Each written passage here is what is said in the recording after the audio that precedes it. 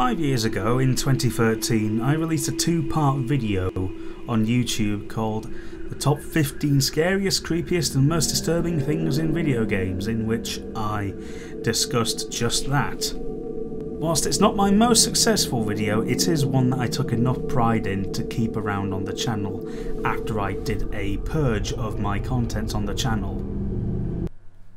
Phrasing. Now, after 5 years, I've decided it was a good time to return to this sort of format of video and do my first countdown for the first time in half a decade. Because this is totally the most important thing in YouTube history. I've always held a belief that video games are unique in one special aspect: their ability to convey a wide range of emotions. Emotions are, in and of themselves, a fundamental part of entertainment, as is easily visible in a person's body language and tone of voice expressed on their recent experience.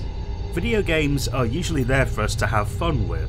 Many games exist for entertaining the player by giving them something fun to play, which is all happy saccharine and everything, but there is one particularly significant emotion that games often like to exploit as well: fear.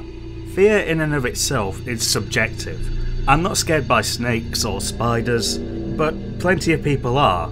Likewise, plenty of people aren't scared of injections, and some aren't even particularly bothered by wasps. But I sure am. They're bastards! Video games are a medium that is perhaps the best at wringing out the last drops of emotion out of a player given the right conditions. This is why I have brought it upon myself to complete a list of 25 things in video games that are responsible for a few contemplative moments of sheer distress. Now, it's best to take a few things into account with this list. I am only going to be referring to video games that I myself have played. If I haven't quite reached that part in the game, but I do know enough about it, I will continue to talk about it, because at least I'll have some sort of contextual understanding of what's going on. Not only that, but I will only take into account one game per franchise. Also, this list can extend to anything in video games. Sort of. What I'm taking into consideration here is either single moments in games, or like characters, stories, backstories, levels, you name it. Anything in that sort of bracket, or even entire games in and of themselves. And finally, the most important thing to take into account here: this isn't an objective top 25 scariest things in games. Fear is subjective after all. No one is scared of the same stuff, and really, this is just my opinion. You probably don't even think half of these are scary, or creepy, or disturbing, or whatever. Oh yeah, and before I forget, there's one big thing I need to say.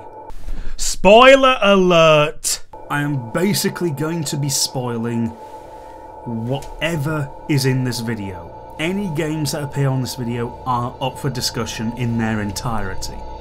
You'll have ample time to look away from things that you don't want spoiled.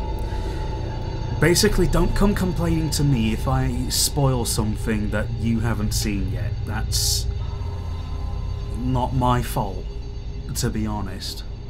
Hello guys, I am Daniel Learmouth, and this is the top 25 scariest, creepiest, and most disturbing things in video games. I am good at snappy, easy to say titles. We're going deep and we're going hard. Surely you can't be serious. I'm serious, and don't call me Shirley. Oh boy, it's Call of Duty time!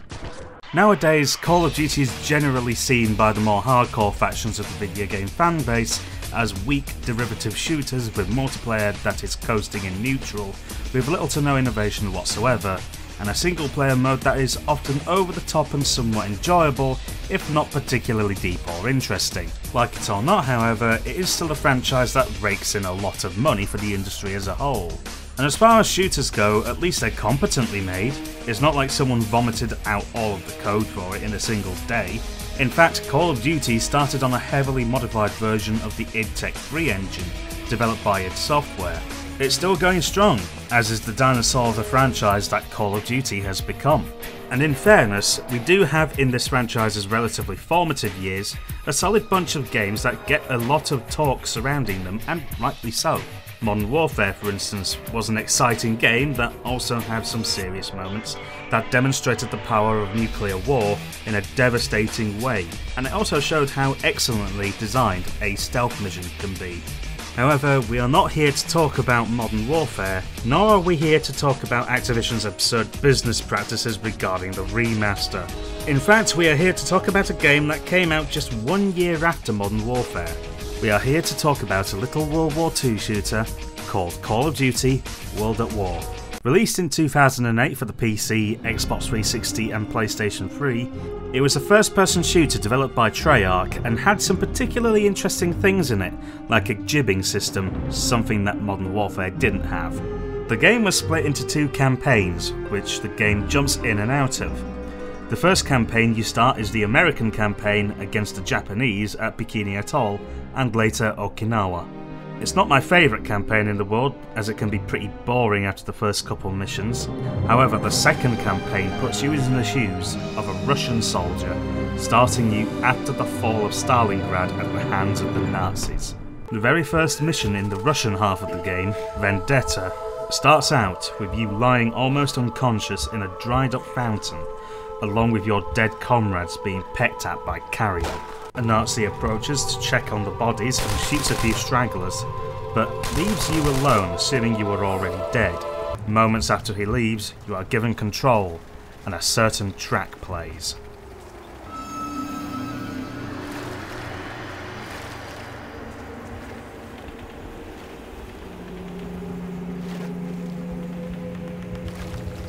This is a track known as Brav Soldat. In English from German, it translates to Brave Soldier. The track features hauntingly discordant and minimalist instrumentation, as well as lyrics, albeit few of them, performed by a female vocalist. It's a quiet piece overall, but the nature of the track itself is apparent upon simply listening to the lyrics as they beckon the subject to give their life in battle, or as the lyrics directly say, "Stirb mit mir," die with me. The soundtrack composer, Sean Murray, no, not that Sean Murray, simply did a fantastic job with the soundtrack for World at War, just as Harry Gregson Williams did for Modern Warfare. The soundtrack in this game is equal parts invigorating and intrepid, and haunting and contemplative. It's a very interesting soundtrack that I recommend anyone go listen to. Or you could just be like me and listen to the Modern Warfare 2 soundtrack for the millionth time out of sheer nostalgia.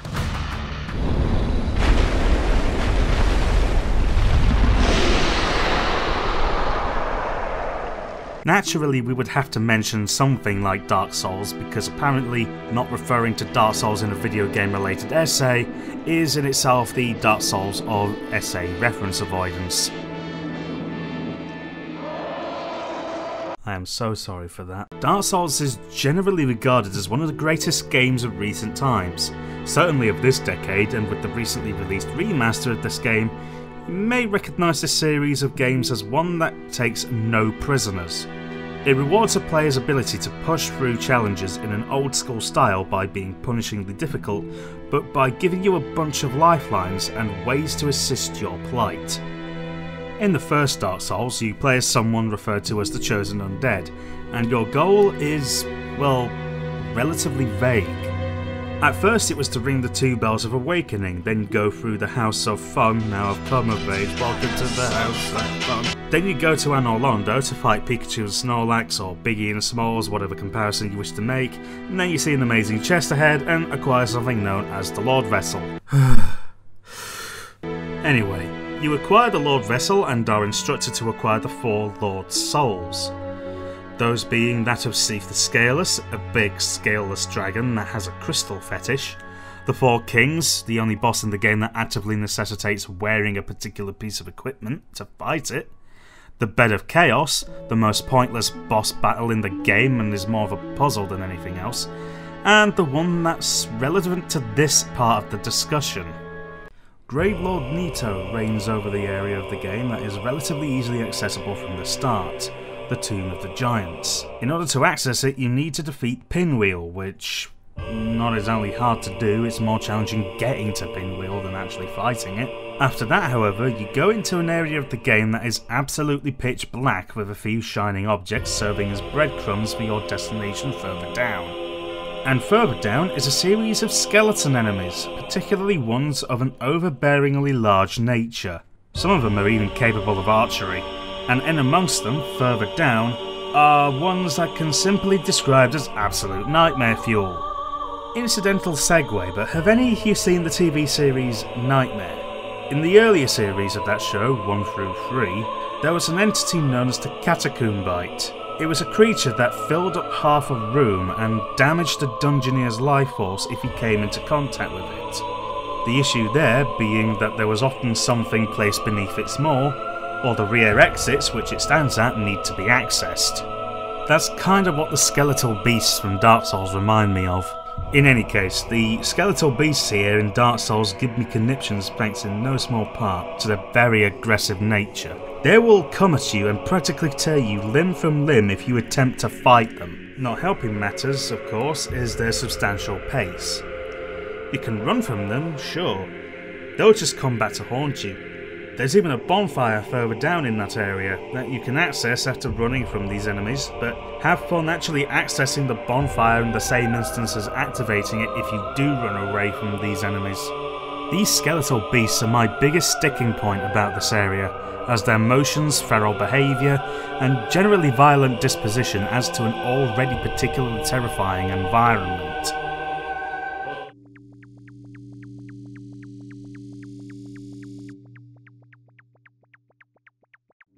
It was inevitable this would get a mention. After all, it is a game that I discovered about 5 or 6 years ago and played it a little bit.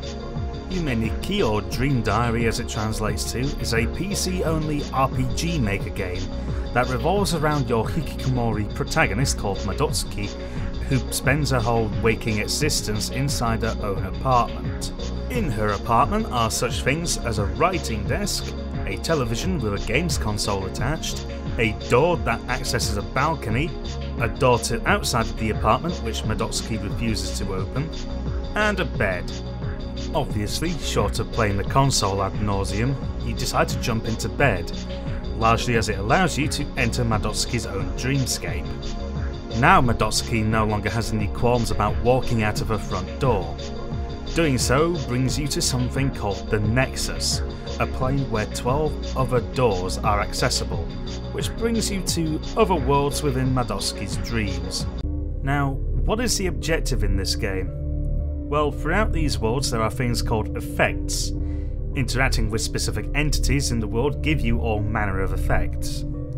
These effects give Madotsuki all manner of abilities and forms, such as turning her into a cat girl, turning her hair into a poo, or turning her into just a disembodied head that shuffles around slowly on the ground. Yeah, this game isn't weird at all. So great, we can collect a bunch of things in one of the weirdest collectathons ever. Is there a point to this game besides that? Well, I did say you're exploring a massive dreamscape, so naturally you'll be discovering some surreal and bizarre environments. One of the doors leads to the Snow World, which is accessible from the 8th door in the Nexus. It's a large location where there are a few trees and igloos, because they have to carry the theme somewhere. Inside of one of the igloos is a portal of sorts that teleports you to a new world called the Pink Sea. Like the Snow World, it is a large place, but with a lot less navigable landmass. Eventually, you will encounter a few cones and a house. Upon entry to the house, you will see a girl with blonde hair and a ponytail, simply called Poniko. Interaction with her doesn't really do anything, although you can make her run scared if you want with the knife effect. Not that it does much, as she returns when you walk out. You can also use the cat effect to attract her to you, but again, nothing much happens. Instead, the item of interest in this place is not the window, the bed, the desk, the posters, the bookcase or the wardrobe. It is in fact the light switch. You can press the light switch to turn the lights off in the room. Now, it all sounds like a lot of build up for a whole lot of nothing, But there is something not so innocuous about the light switch. Basically, the light switch is integral to a particular instance in the game. Pressing the light switch has a 1 in 64 chance of its effects resulting in the whole room changing. The posters, window, and wardrobe take on bizarre facial expressions, the audio that plays is a haunting drone, and Ponico changes from being Ponico to a black and white amorphous blob called Uboa. You cannot do anything in this room now. You cannot interact with anything besides Uboa, you cannot flick the light switch back on, you cannot leave through the door, you cannot open the wardrobe. The only thing you can do now is touch Uboa. Doing so disfigures its appearance and transports you to another world entirely. Unusual percussive sounds greet you as you enter a world where a very large 5-limbed creature stands in the background. You can only walk left or right and the entire area loops back around on you, leaving you no option but to pinch yourself to exit the dream. Now, this instance works on 2 levels on the basis of the 1 in 64 chance of the event taking place. The first level is that since 64 in terms of chance is a relatively high number, you may expect this to take a while, which in some cases it will, but on some instances you might end up getting it after a couple minutes. On the other hand, however, there are instances where it could take as much as an hour to trigger. And after attempt after attempt after attempt, you may spook yourself after just flicking that light switch and expecting it to not work, and it will work.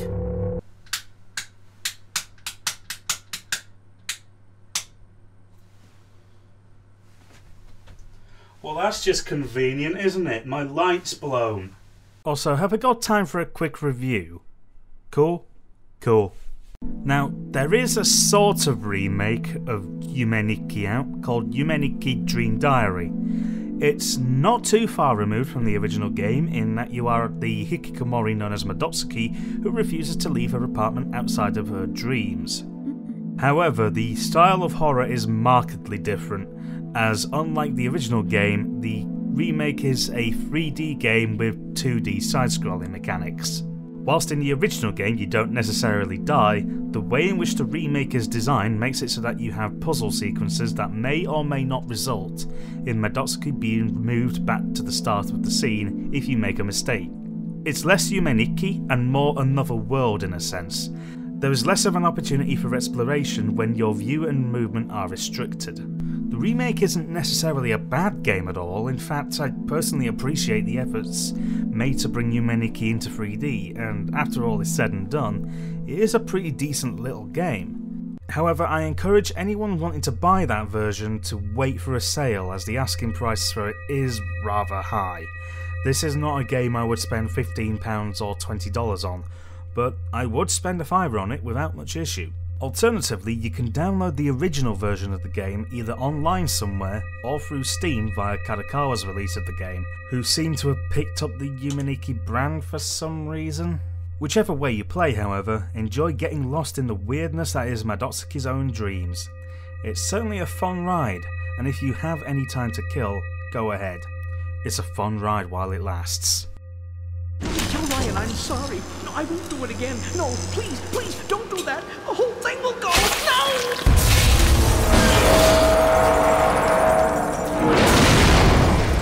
I know I have gone on record for saying Bioshock 2 against Bioshock 1 is the superior game.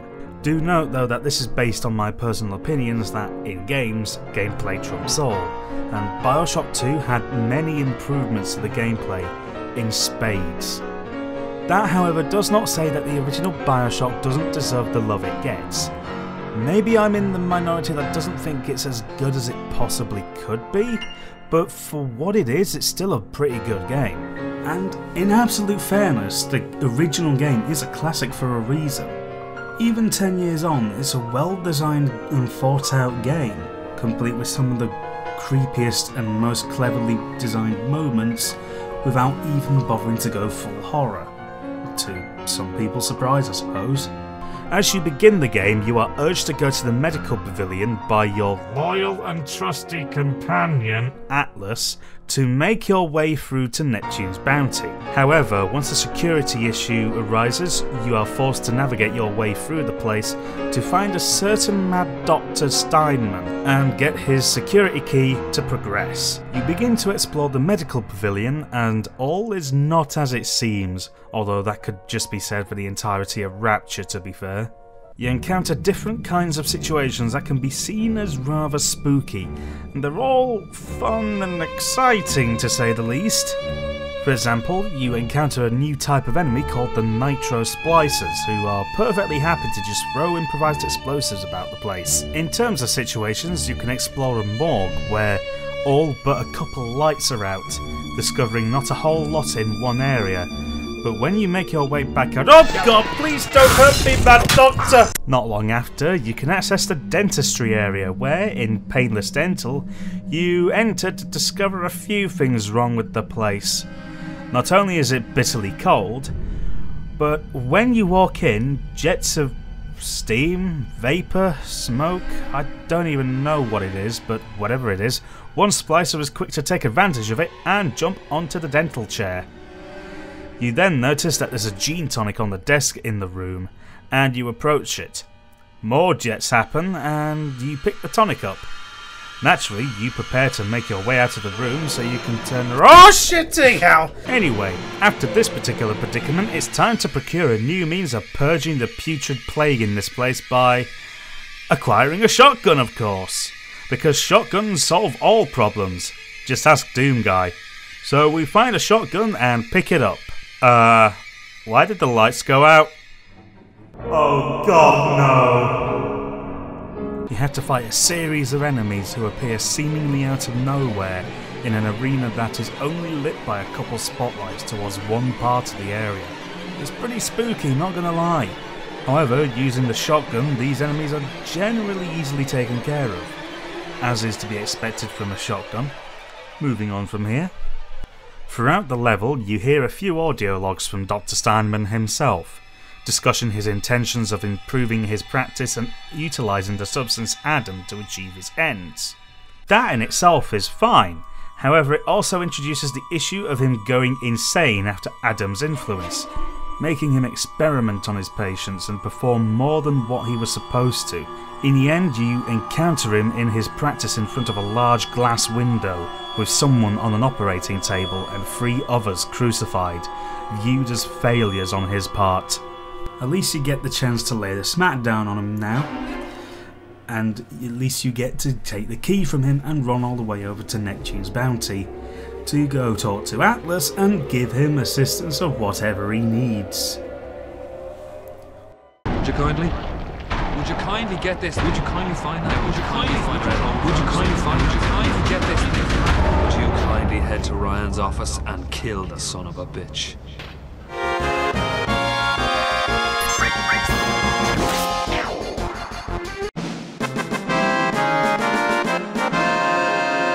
Oh boy, here we are with the game that I have a little bit of umbrage with. I'm one of those weirdos that don't consider Final Fantasy VII to be all that great or even really the pinnacle of Final Fantasy in general. In terms of character interaction, Final Fantasy VI is better. In terms of gameplay, Final Fantasy IV and VI are still better. And in terms of music, I'd probably put it on par with Final Fantasy V and VI.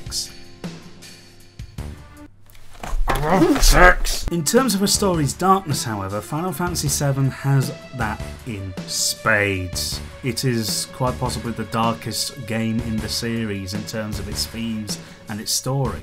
After all, it deals with a lot of mature themes in general, with family, homecoming and loss in general. All of the characters in the game have lost something one way or another. In the relatively early part of the game, you wind up taking a trip with your posse to the Shinra Electric Power Company headquarters. Inside, it's relatively normal. You see guards keeping the place under wraps. Nothing too out of the ordinary here, I suppose. As you work your way up to the uppermost floors, you solve a few puzzles and find a sort of science lab of sorts. You have a look around and encounter what appears to be a rather large tank with a window on the door. Naturally, you have a look to discover a rather disturbing sight.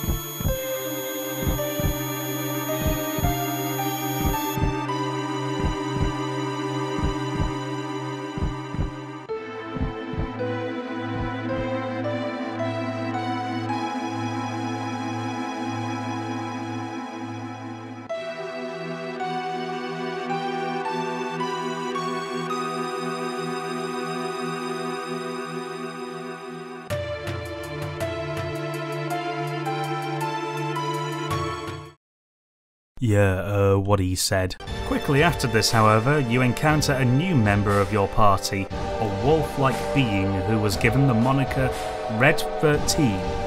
Soon after this, however, you are captured in an elevator trying to reach the top floors.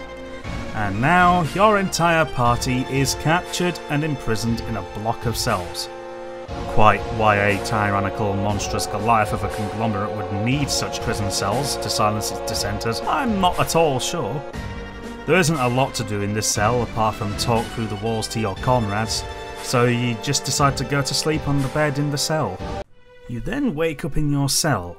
Everything seems perfectly fine so far, except for the unlocked cell doors, the prison guard that was killed 7 ways to Sunday, and a large trail of blood discovered fairly soon after.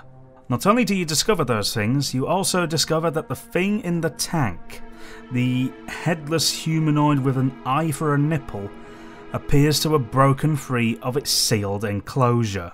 Clearly this is not a wonderful time for anyone involved. However, out of morbid curiosity, you will be following the trail of blood throughout the top floors of the building with an ominous soundtrack in the background. Up on the top floor in the Shinra President's office, we naturally see the President occupying his office. The problem, however, is that he appears to have something stuck out of him, likely a 7-foot-long Odachi.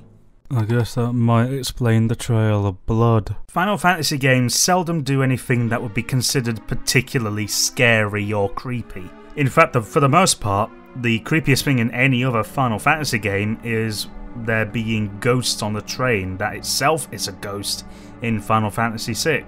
And besides, you can have Sabin suplex the train, so I don't even know what is going on anymore. So naturally, something like this would be quite a breath of fresh air, sort of. Maybe not fresh, but whatever. Whilst I'm not as big a fan of Final Fantasy VII as others may well be, I can certainly at least appreciate certain aspects of it, and the darker tones of the story apply here as well. As a matter of fact, in my original list I wasn't far off just going with Genova for this. However, I went with this situation because, well, Genova's a substantial part of why this moment is creepy. Final Fantasy VII. Not my favourite in the series by a long shot, but certainly has some admirable attempts at thematically dark stuff.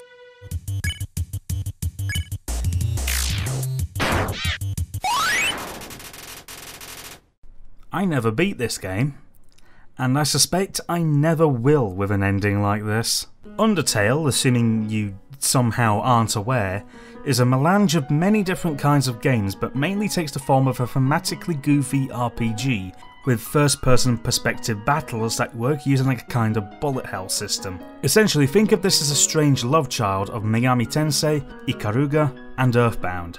And the creator is aware of the similarities, considering some of these games served as his influences. Now, whilst I have played this game, I haven't really felt the urge to complete it. I've played some amount of it at least. However, since I did at least play some of it, I do have some agency in being able to describe to you what goes on in the game later on, because it's not like I don't understand what happens after I've stopped playing. This game, quite impressively, takes account of many different variables, and depending on different criteria, you can end up with some rather different endings.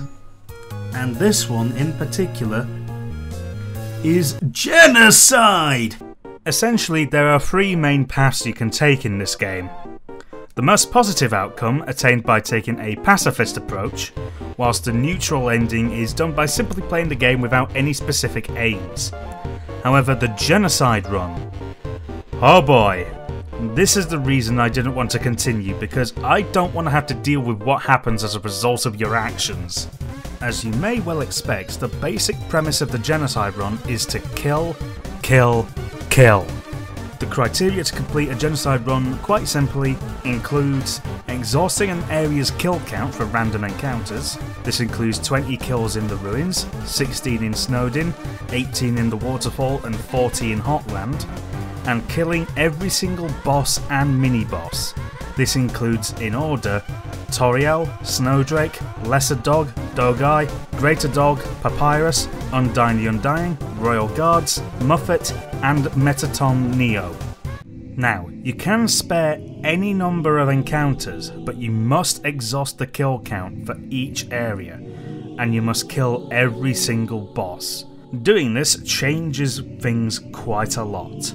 Some music changes, many creatures' behaviours alter based on your notoriety, you can steal from certain stores, a couple boss fights become very difficult, and certain instances don't occur compared to the neutral or pacifist runs.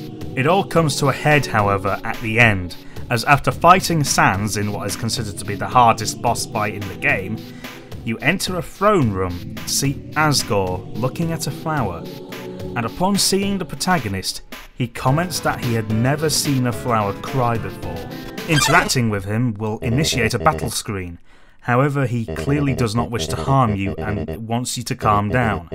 Instead, without input from the player, the protagonist lashes out at Asgore. Asgore looks to the flower to help, but the flower, who is actually Flowey, attacks him and kills him in assistance.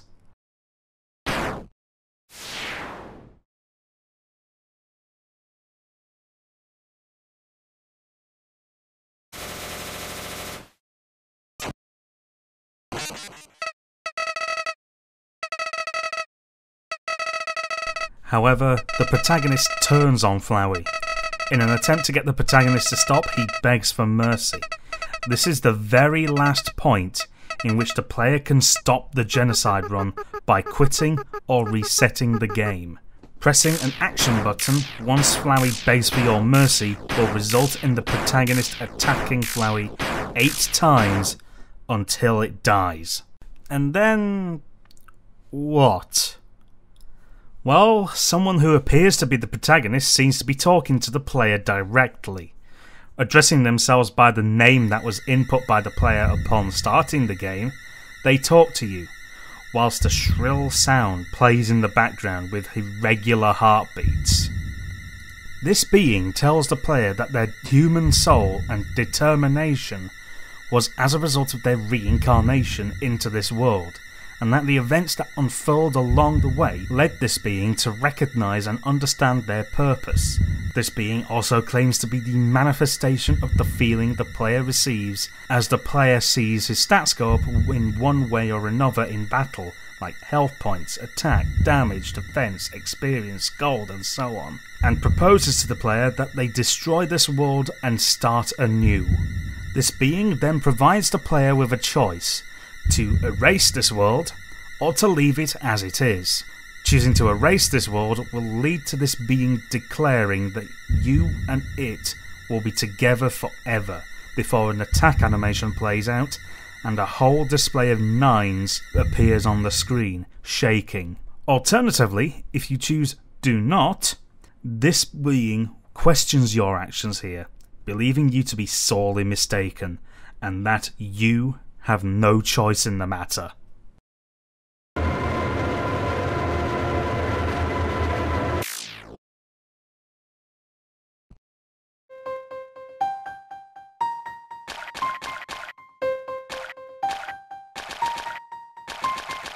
Pokemon. What could possibly be spooky about Pokemon? Well, quite a lot actually. Even in the 90s, legends were being formulated around Pokemon and how it is filled with a lot of horrors in it. And this stretches beyond the games. Even the anime was legendary for having an episode that allegedly sent several Japanese children to the hospital due to seizures. Where the games are concerned, we know at this point that there's no stranger to the paranormal. They're almost legendary for it, in fact.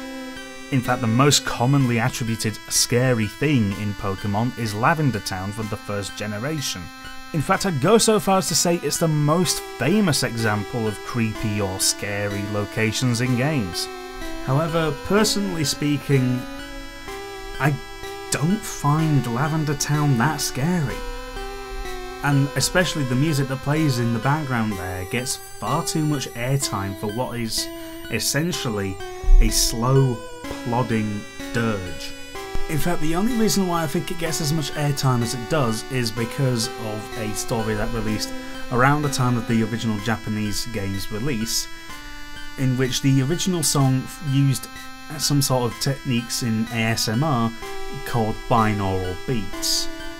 Apparently it was because of high frequencies that were played in the music to the point that only young children could hear them, that basically sent them to hospitals because of nausea and sickness and all sorts of other weird stuff going on.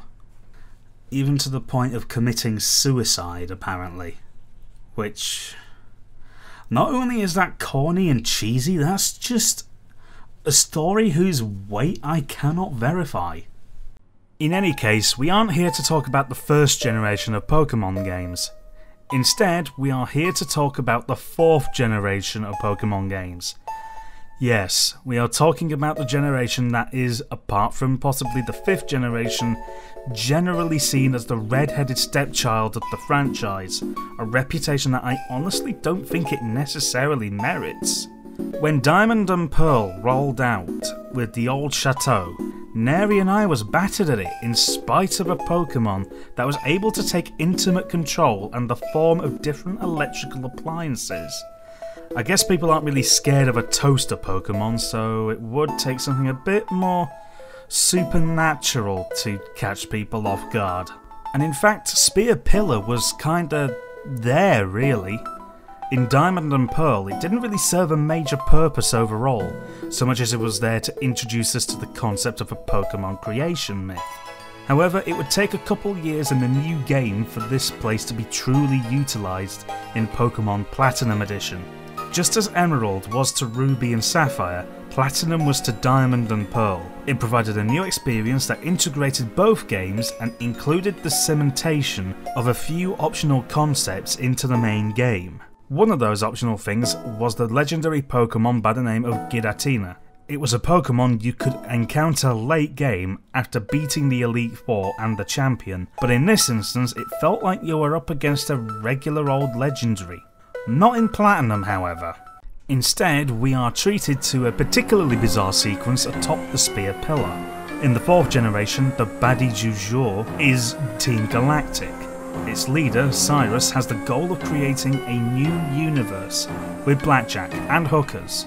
To fulfill his ambition, he summons forth Dialga and Palkia, the face legendaries of Diamond and Pearl, and the Pokemon responsible for the creation of time and space, respectively. However, if you're familiar with the Cthulhu mythos, in his home in the Rie, dead Giratina waits dreaming. Wait. Giratina shows up himself to spoil Cyrus's party, interrupting the process and, well, see for yourself.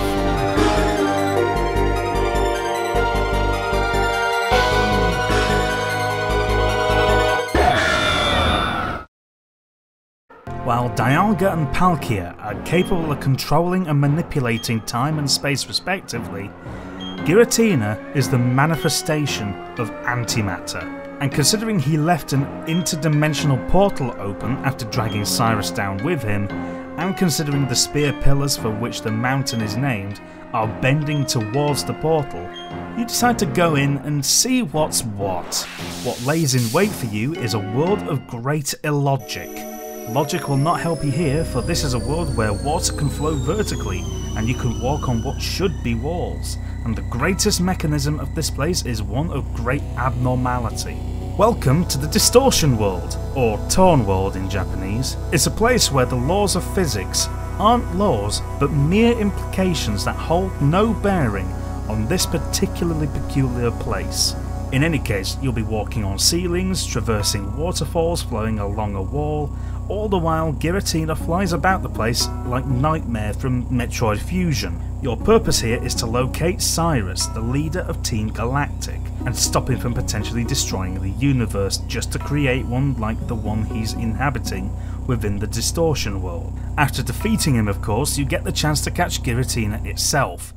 Better that he rests in our hands than theirs, since, well, look at their uniforms and tell me that a universe created by them would be a place you would want to live in. In all seriousness, however, whilst Generation 4 of Pokemon gets a lot of flack for being a very long and slow game overall, I can still appreciate it for what it does, and I can definitely appreciate the work that went into creating one of the creepiest things in gaming.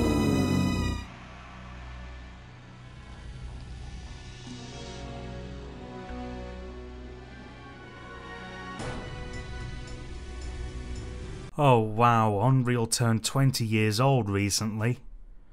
Mad.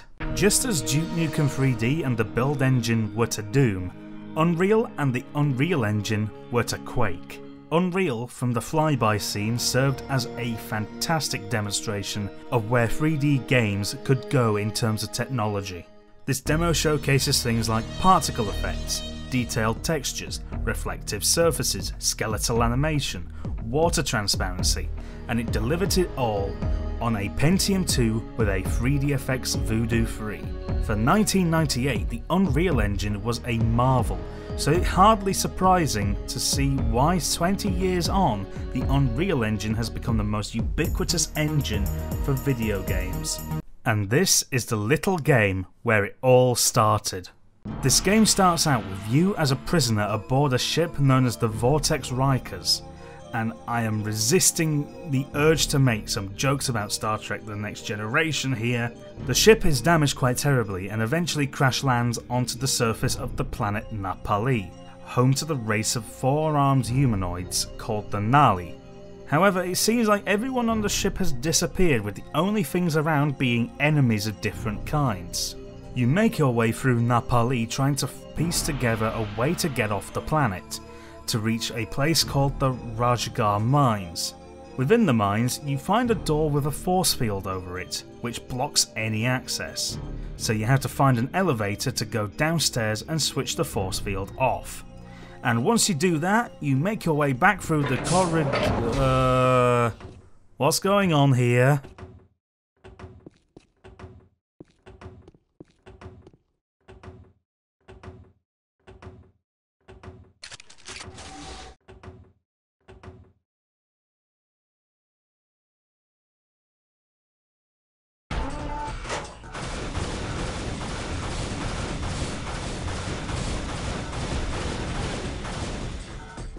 Well, that happened. Welcome, one and all, to the enemies you'll be fighting for the most part of this game. The Scar. Spelled S-K-A-A-R-J, but apparently pronounced like Scar. These guys are very much built like warriors. They are pretty brutal up close, and also have a projectile attack. They're kind of like if you got the Pinky Demon and the Imp from Doom and smooshed them into one being. And there's a pretty large hierarchy of these enemies as well, ranging from ones equipped with firearms, and even those who are so big that they can throw rocks that have a possibility of killing you in just one hit. Fun. Oh god damn it, why did I just do that? There isn't really a massive amount to explain in this particular segment, because this is just what happens to be the one moment in the game that sticks out to me, especially after playing it for the first time not too long ago. So if you want my advice, go out there and buy it and play it. Buy a copy of Unreal Gold through Steam or GOG, download the Direct 3D 10 patch for Unreal Engine, and you'll be able to enjoy the game within and all of the goodness that it comes with it. Oh yeah, speaking of the Unreal Engine, this one.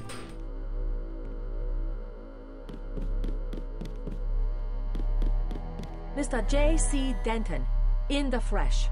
You can't have a discussion about the Unreal Engine and not have Deus Ex feature at some point. It's just impossible. Deus Ex is quite possibly the definitive PC game. It released in 2000 and is arguably the magnum opus in terms of game design for Warren Spector, the man responsible for Ultima Underworld, System Shock and Thief. Deus Ex has a style all to itself in a way. Whilst The Matrix certainly had some influence over the wardrobe for some of the major characters, very few games come close to this kind of gritty science fiction. In fact, you know that meme where people say whenever someone mentions Deus Ex that it ends up getting reinstalled anyway? Well, joke's on them, because I already had it installed on my computer. I mean, how else am I going to capture the footage for it? Give me some credit at least. Anyway, what is perhaps Deus Ex's greatest strength is the way in which it tells its story. Sometimes telling the player works as well as showing them, and Deus Ex delivers well in both aspects. Events unfold around you, and NPCs in the world talk about a lot of things. It's actually really interesting overall. Now, it's all well and good having storytelling in spades, but what about the actual story? After all, you can be a really good chef, but people are going to expect something more complex than, say, beans on toast. Well, one could do an entire video on the subject of the game's story. In fact, somebody already has. Check out the Game Dungeon series by Ross Scott, the man behind Freeman's Mind, and he has some particularly interesting things to say about not only Deus Ex, but also quite a number of other games as well, especially within the Deus Ex series in and of itself. So for now, we'll settle for the Cliff's Notes version of the story. Simply, you're an agent hired by the United Nations Anti-Terrorist Coalition, and your job is to figure out where the shipment of the grey death-combating drug ambrosia has gone, and this inevitably leads you into a web of conspiracy beyond what you may have expected. A group of terrorists have taken the shipment. You have to find it, figure out what the leader of the terrorists is wanting to do with it, and figure out why your brother has defected to the terrorists. Eventually, figuring this out inevitably lands you in hot water as you become the target of ire from your superiors, because we sent a message to some guy in Hong Kong, and our brother, who we helped out doing this, is currently waiting for death. You are thrown into some dire straits soon after UNATCO are ordered to take you down. Whether you go cleanly is your prerogative, but either way, you are not escaping. You get caught, you are thrown into a cell, and... wait. I need you to escape. I can cut power to the door only a few seconds without being detected. Get ready. Ah, what a helpful chap this is. This here is Daedalus. As you could probably tell from his voice, he is an AI. He does what he can to assist you throughout a fair chunk of the game, all the way over to Hong Kong and even Paris. He also doesn't stalk you unlike, well, someone else.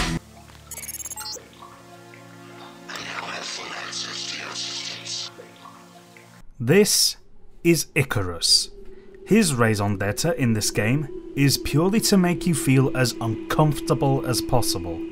He'll comment on how you're without a chance in the world to do anything about anything, and that feeling of paranoia brought on by an AI that appears to exist solely to give you conniptions is worsened as you mess around in Paris in particular. You may find a building with an office there, complete with a telephone. Answer the phone, and who should respond? Why, it's Mr. Demonic Eyeball. If you have a look at a public service terminal, you will see a warning with indented arrows telling you that Icarus knows precisely where you are. And slightly later on, as you find your objective in downtown Paris, namely someone by the name of Nicolette Duclair, after she takes you to her house and you start rummaging around to find a means of connecting with the outside world, Icarus phones up to tell you about how Nicolette's mother, Beth, was murdered and subsequently dissected.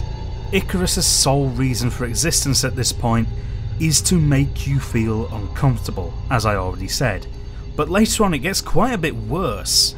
He keeps up with the taunts even after you get to Vandenberg Air Force Base quite late in the game.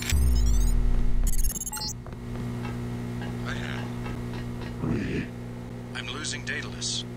Yes. Hang on a sec. What just happened there? Well, essentially, Icarus had figured out a way of assimilating Daedalus. Daedalus warns this, but so does the antagonist of the game, Bob Page.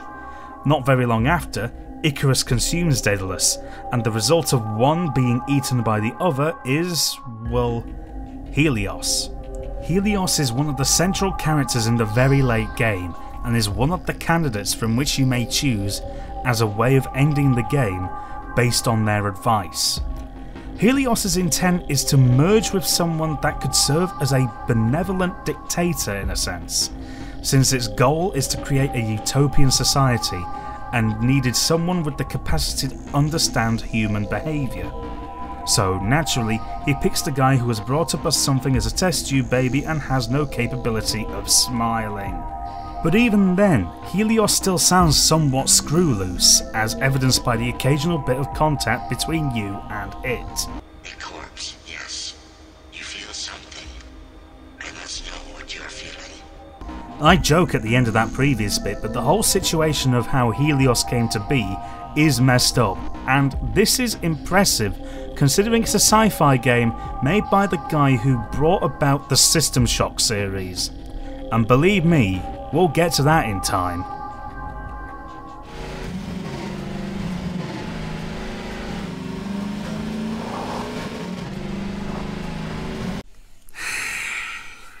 So, straight from one of the games that I adore to one of the games that I do not. Time and a place to criticise games. Time and a place. Let's not get too far ahead of ourselves now. Half-Life 2 is a first-person shooter that was released in 2004 and is the sequel to the critically acclaimed and incredibly successful Half-Life, released in 1998. It used a state-of-the-art game engine that featured all the trimmings of what games would eventually use in one way or another, much like Unreal did. It featured some really impressive graphics for the time, with intricate and well-done modelling work, as well as some thematically appropriate art direction to make the game seem as oppressive as possible. And not only that, it features stuff like a robust physics engine and ragdoll body physics, so everything acted in a reasonably natural way. Okay, we're done appeasing the crowds now. Time to get to the meat of this thing. Yeah, as you can tell, I'm not quite the biggest fan of Half-Life 2. Quite how I managed to sink 120 hours into this game on PC, I have absolutely no idea. The AI is pretty dim-witted and suicidal more often than not. The combat in this game, whilst functional, is quite by the numbers. The levels seem to be designed in such a way that the enemy always has the advantage. Follow Freeman can burn itself as far as levels go, and the vehicle sections have absolutely no right to exist. However, I am not here to slight and criticise games. I'm here to offer some insight into what I think are the creepiest bits in games, and in defence of this game, I'm going to talk about something that this game does well. But first, a little personal history with regards to myself and this series. When I was a wee lad, my dad bought me a copy of Half-Life for the PlayStation 2. He also bought Soldier of Fortune for PS2 as well, both from a Safeway on our way home from someplace. I think it was Scarborough. When I got home, I decided I would play Half-Life and try it out. After inserting the sample into the analysis machine, I was immediately concerned, with my concerns coming to a peak as once the game came back from a brief black screen, it teleports you to Zen for a brief spell. I saw those ball squid monsters and I was so scared that I immediately turned off the PlayStation and thought ill of the franchise until 2009. You see, in 2009 I had acquired a copy of Burnout Paradise for PC, and it encouraged me enough to try and find a decent graphics card for my Radeon PC. It was running a Pentium E2140, so it was never going to push anything great, but hey, whatever I could do, I would do it. Getting a GPU encouraged me to try out demos for all kinds of PC games, and one such demo was Half-Life 2. Naturally, I downloaded Steam to try this out, and while I was at it I figured I would try out Portal as well, so I downloaded those two demos and played them. The Half-Life 2 demo featured the first halves of 2 levels in the game. Welcome to City 17, the game's introductory level, that ends as soon as you enter the apartment complex, and the topic of this part of the video, we don't go to Ravenholm. Ravenholm was one of the first towns to be attacked by the Columbine, and it shows. There is basically no sign of life there anymore. Anyone that was there likely got munched on by headcrabs, and understandably, that means pretty much everyone would turn into zombies. However, there is at least one friendly face willing to help by the name of Father Grigori. Since he spends his days just shooting zombies and coming up with ways to kill them, he allows you to use the traps he has devised to get rid of the zombies, and you're going to want this because, well, there's a lot of them. And the zombies and headcrabs in this place are quite crazy, particularly in terms of sheer numbers, as well as the types that are there. Naturally, you have your standard headcrab and headcrab zombie. These are pretty creepy by their own merits, and with reversed audio that I'm sure everyone's heard at this point. Then you have the poison headcrab and poison zombie. Poison headcrabs don't actually damage you, kind of. What they do is, upon attacking, you will lose all but 1 point of your health, only for it to regenerate to where it was. However, poison zombies are a mite more difficult to deal with. For one thing, they carry a bunch of poison headcrabs as a shell of sorts, and it can even throw them at you. And then you have the fast headcrabs and fast zombies. Fast headcrabs are a bitch to fight. They're very mobile, quick, and can dodge your weaponry with relative ease, and in groups can be quite a nuisance. But then you have the fast zombies. Suffice it to say, you will be able to discern whether or not you are about to be attacked by one simply because of the sounds it makes. They are pretty damn creepy things, and perhaps the worst things about Ravenholm for me. Whilst I am not too keen on Half-Life 2 anymore, and Christ knows how I managed to be able to play 120 hours of this thing, I can at least give credit where it's due. When the game tries to do horror things or spooky things, the game does a really good job at it. Very much so, as is evidenced by this entire level. I may not be as big a fan of the game as I once used to be, but Ravenholm's still good.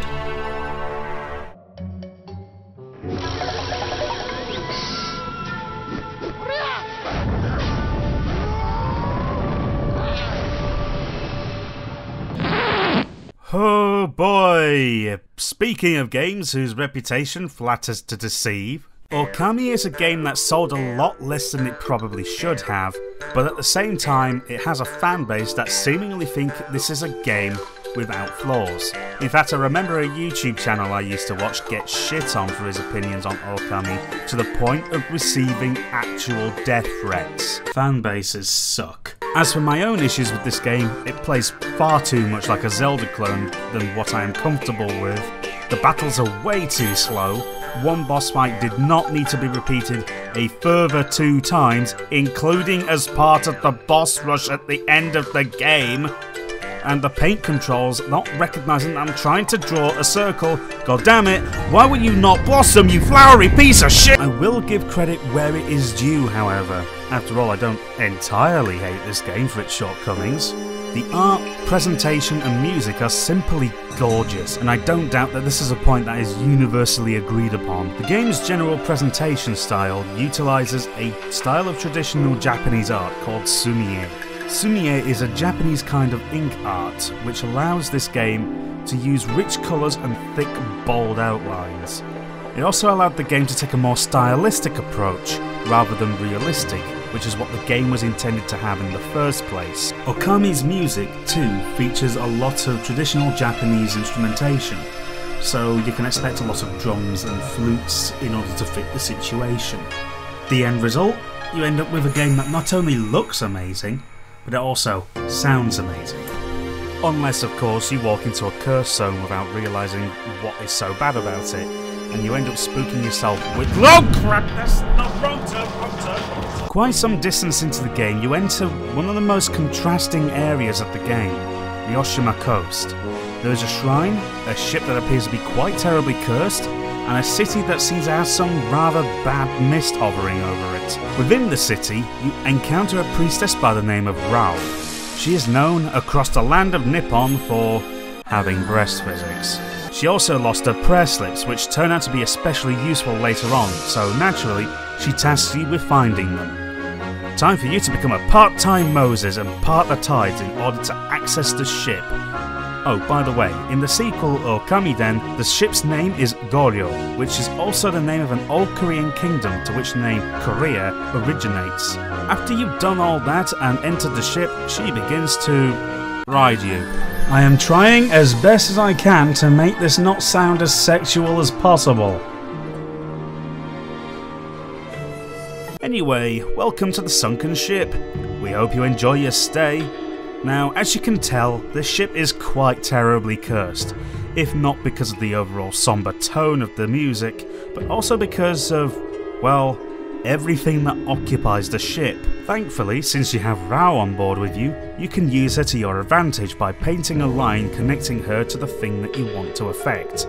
You'll be using this quite a bit too, since this ship uses things like creepy little dolls, cursed doors that require the use of Rao's prayer slips to open them, a hand that materialises in the water of some flooded part of the ship, and some chests that are actually mimics.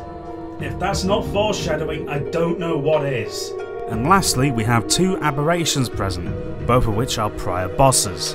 One of the two aberrations is that of the Spider Queen, a boss earlier on in the game that had a somewhat humanoid face, but the body of a massive spider that somewhat resembled a flower, which when opened, it exposes a series of eyes. Oh, and in Japanese its name is Jorogumo, which translates to prostitute spider. You're welcome.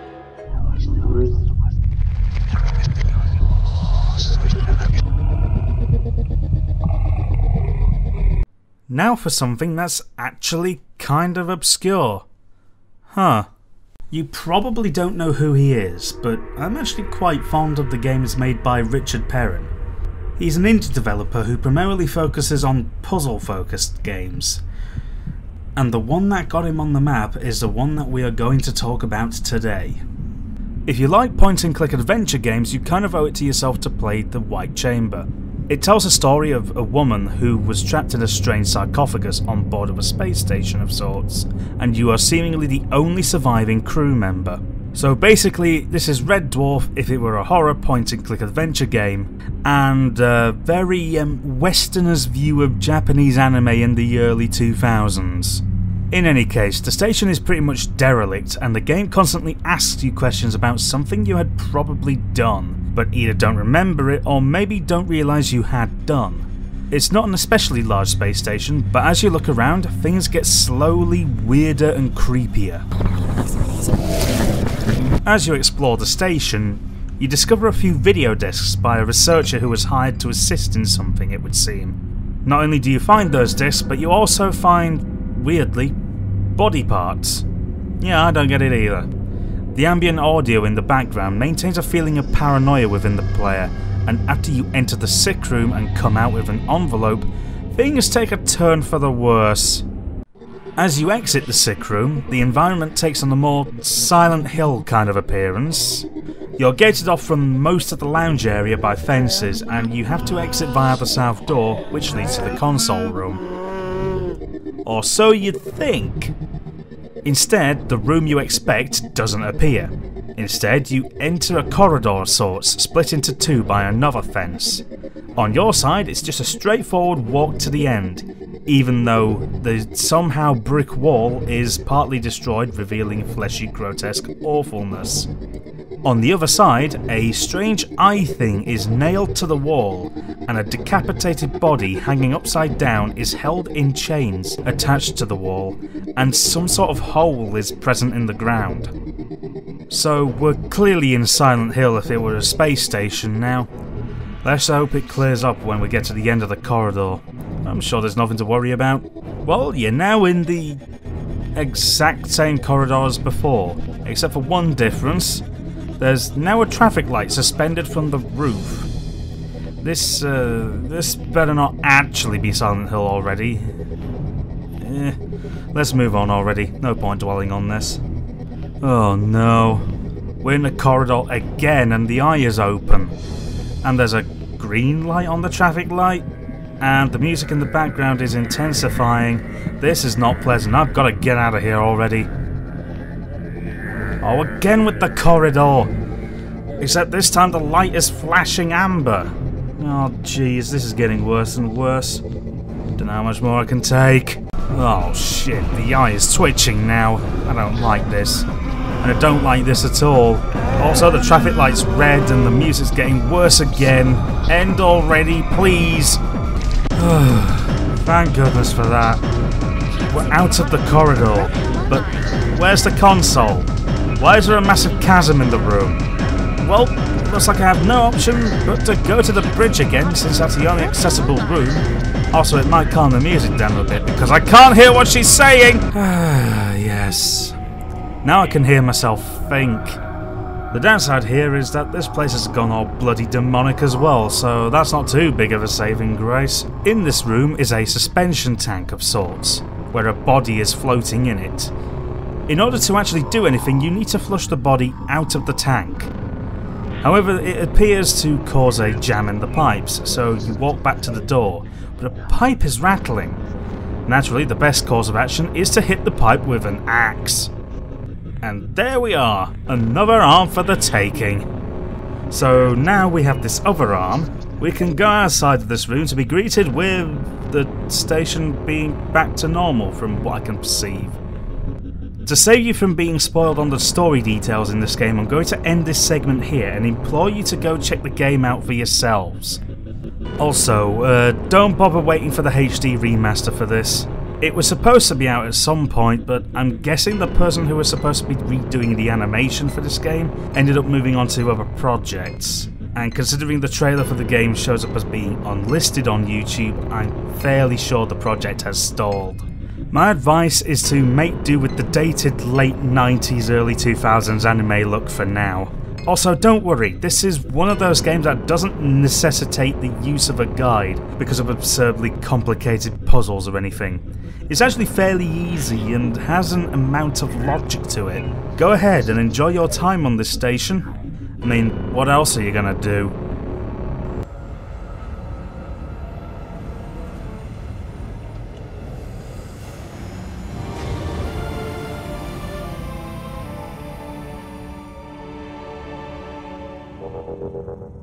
The Metroid franchise is well renowned for its atmosphere. Hell, the franchise itself was influenced by Alien, so it's very much to be expected that it would have atmosphere in spades. A lot of quiet soundscapes with relatively little music in the background, a female protagonist, and a lot of otherworldly stuff going on that very much puts you on edge. Metroid Fusion is possibly the most outwardly horrific game in the series, taking full advantage of its atmosphere, especially with a being called SAX, a clone of Samus Aran, comprised solely of the X-Parasite, particularly at her most capable state, complete with the Ice Beam. And even Metroid Prime 2 Echoes uses atmosphere to its advantage with Dark Ether, somewhat literally in fact. It serves as a harsh juxtaposition to the relatively bright regular ether, by virtue of it being actually quite dark and hard to see, and also because Dark Ether's own atmosphere actively damages you. But by far and away the most horrific thing in the Metroid franchise is Samus's depiction in Other M. Oh god, that hurts. Nah, for real. We're here for a particular level in one of the games, and the game in question is Metroid Prime 3 Corruption, released on the Wii in 2007. When it wanted to be a great game, Prime 3 hit all the right notes. Its pointer controls were excellent and unmatched for any FPS game up to that point. However, it has a few issues that kind of simplified the experience too much, in my opinion, and made the game arguably easier than the other games in the series, although that's beyond the scope of this topic. In this game, you, along with 3 other bounty hunters of similar status to you, are corrupted by Phazon, which eventually gets the better of all of you with the relative exception of yourself.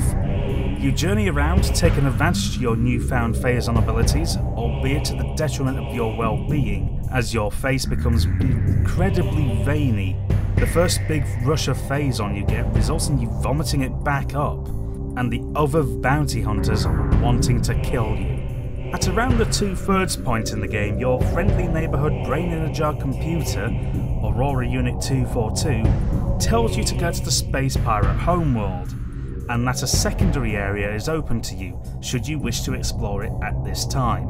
Little do you realise that this is somewhere where you must visit, but because I like to leave whole areas for later until I need to do them, I'm just going to clear out the Pirate homeworld. After you've defeated Omega Ridley and pretty much done everything you can on the homeworld, you discover a portal of sorts to the interior of a Leviathan stationed on the planet, which you can use to go to the planet Phase, the supposed origin of this Phazon scourge. In order to actually use it, however, you need to use a key code that is only acquired in what is seemingly an optional area. Naturally, you have no choice but to go to this area, the GFS Valhalla. The GFS Valhalla is a Federation battleship which was savagely destroyed by the Space Pirates, something that of this scale was thought of as an impressive feat, who strangely has some rather important things on the ship, seemingly out of haste, while abducting the Aurora Unit 313.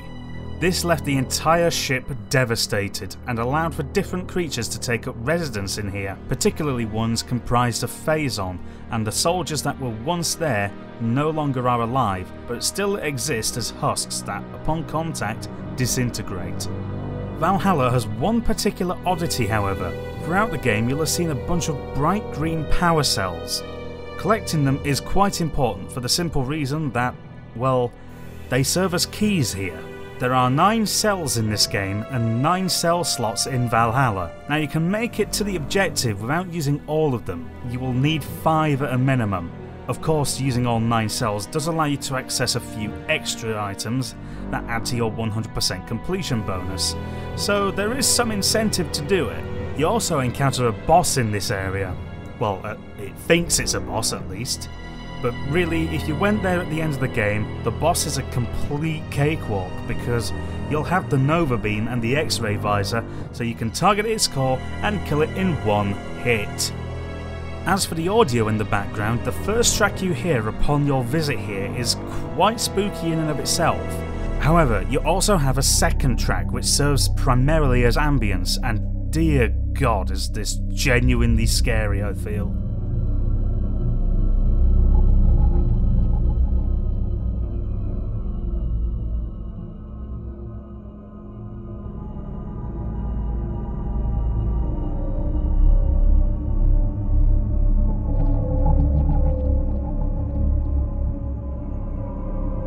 This area has some serious System Shock vibes to it. In fact, it reminds me quite a lot of Prey in that it takes place aboard a space station which is filled with lots of horrors within. Unfortunately for Prey, it kinda lost steam after a while in spite of the horrors. Much like Alien Isolation, in fact, a game that had a lot of promise but stretched it too thin. Oh, speaking of Alien Isolation... Me.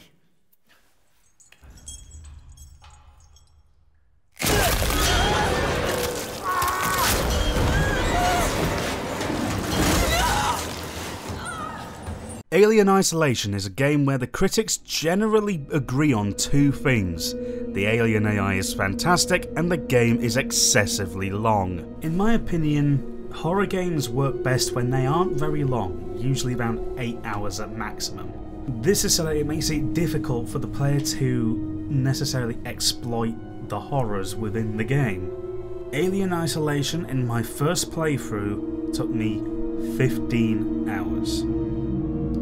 15 hours for a horror game is far too long. If the game wasn't a horror game, then that would be fine. But the game exists solely to invoke a strong reaction from the player. And a game that tries to do that should never try to prolong that. Ultimately, you end up with a game that loses far too much steam in the late game, which is unfortunately what happened to me. I don't think the end game is all that worth it. But it was almost worth it. All that being said, for the first 10 or so hours, it was still a really cool, scary ride. In spite of its shortcomings nearer to the end, I would say it peaks just before then. In terms of sheer horror, this game delivers it in spades with one of the most incredible creatures in horror, the alien xenomorph. The xenomorph is something that can quite literally smell you out of a hole. In fact, even though you have a sprint button, to use it is almost a call to the xenomorph to come and stick its face within a face inside of you. The xenomorph also learns from repetitive player behaviour. If you throw enough noisemakers, it starts to get used to the noise. You point your flamethrower at it for extended periods and it's going to get used to the flame. As far as straightforward horror goes, the xenomorph is an incredibly effective monster for the player to avoid, since it actively seeks out the player.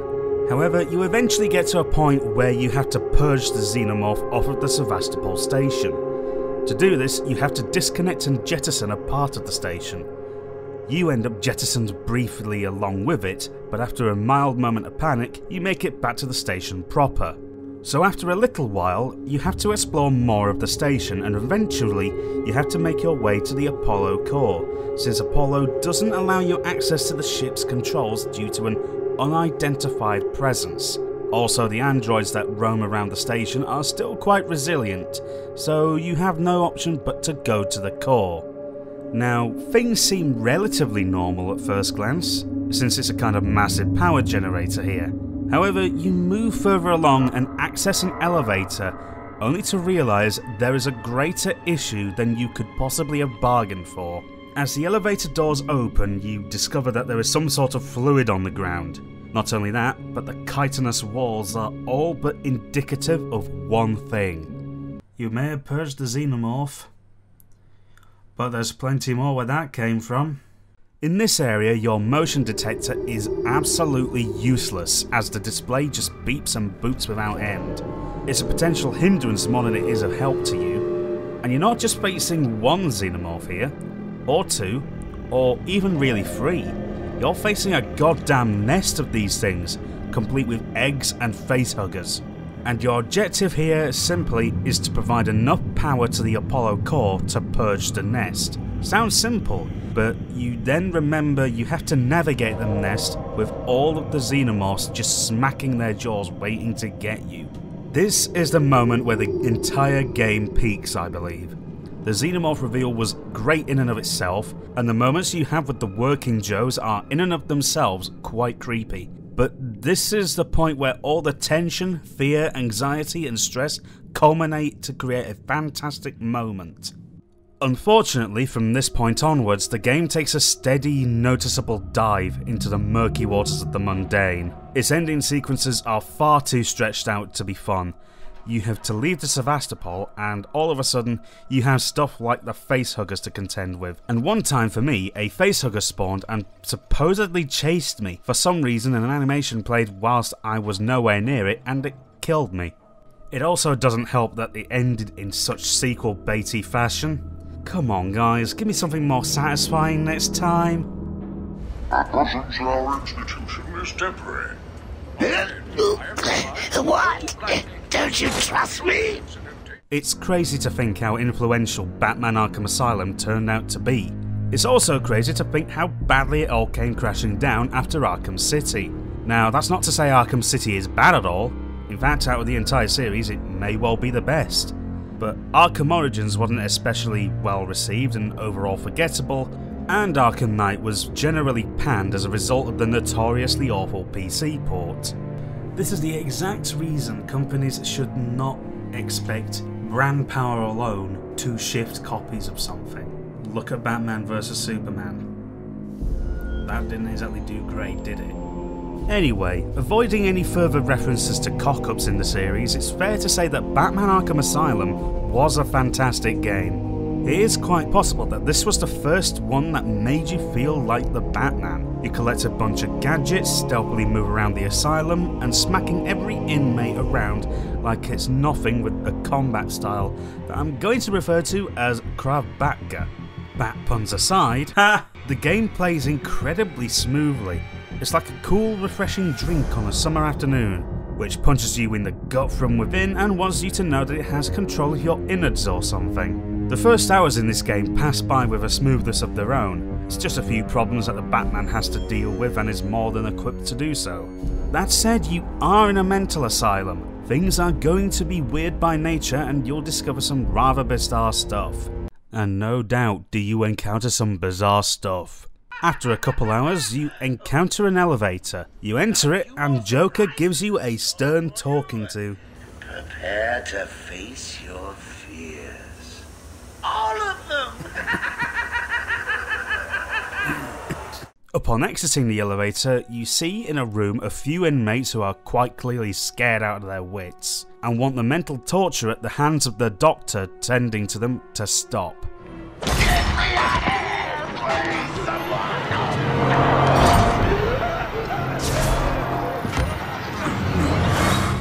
The doctor, of course, is Scarecrow, but we'll get to that in a moment's time. After destroying a wall to continue onwards, you encounter a small room where there is a grate.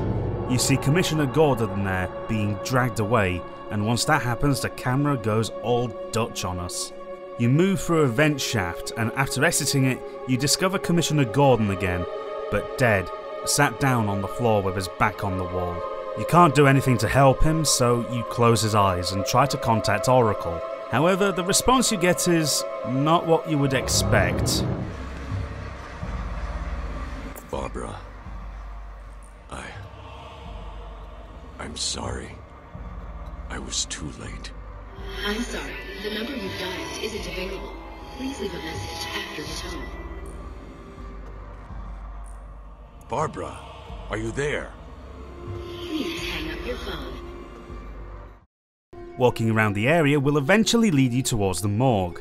You'll know you're guessing there not just because of the signage, but also because of cockroaches emerging from the walls and the floors through grates, and the tiles falling off of the walls as well.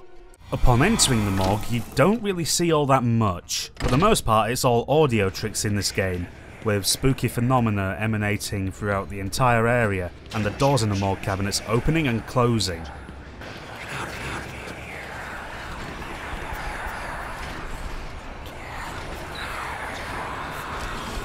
Yeah, there isn't a lot here, and we're being told by spooky ghosts to leave this place. So let's just leave this place where we entered. Except you're back in the morgue again. I think we're being played with here, but let's see where this takes us anyway. Well, in the middle of the room, upon 3 autopsy tables in the centre of the room, are body bags. One for each table, all twitching very slightly. One of them contains your dead father. Father? You should have stood up to him, son. Like a man. Another contains your dead mother. Mom? Help us, Bruce! Don't let us die! And the third one contains...